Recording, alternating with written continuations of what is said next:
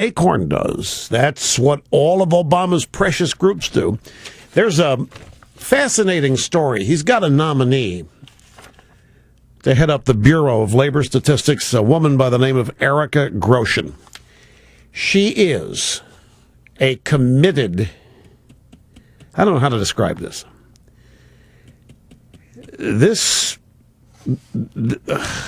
I want to use the word. Let's just say that she is a huge leftist, huge socialist. And there's opposition to her because of this. She is Obama.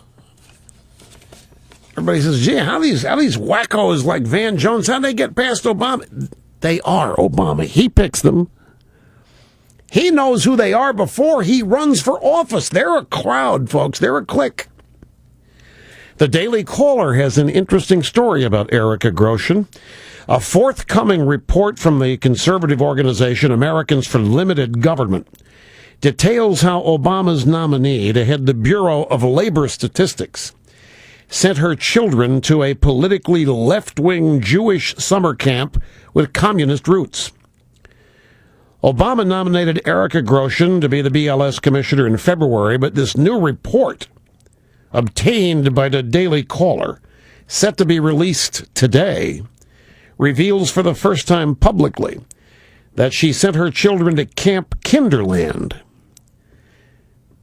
The report reveals how Groshen and her husband are listed in the Kinderland Directory 2011-2012, which indicates that they sent children to the camp during the 1990s and the 2000s.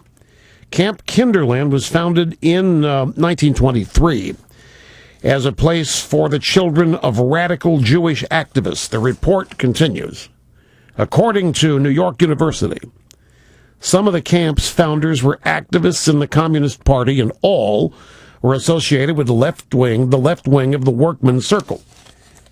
There's also a guy out now, what's his name? John Drew. I forget where it is, I've got it somewhere in a stack. Apparently, this guy dated one of the composite women in Obama's book. The woman named Regina, this guy dated her for 2 years. And according to this guy, Regina was not black. She wasn't from the south side of Chicago. She was white. They were all left-wing radicals. They spent their summers in San Francisco. And Obama at Occidental College was a Marxist. This guy's writing it. We finally found a friend of Obama's from back then. Now, this is not going to get a wide berth, but it's out there. I don't care about the labels, communist, this, communist. We don't even need them. Obama is now telling us who he is. And I must confess, there's a bit of rejoicing going on with me. I'll rush this. My friends, is something that I've been confident in knowing since Obama was a senator. It's not hard. Like I said, you don't even need a high school diploma. All you have to do is understand who modern liberals are and what they are, what they want to do. After that, it's easy.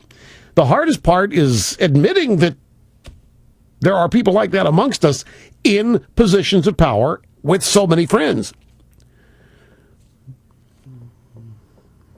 But it ought not be. But the more people that could come to grips with that, the farther along we would be. See the story out of Canada? From Slate.com, Economic Times, here in America are pretty tough. Things aren't so shabby in Canada. Over the past 5 years, the net worth of the average Canadian has crept up, overtaking the average American's wealth for the first time.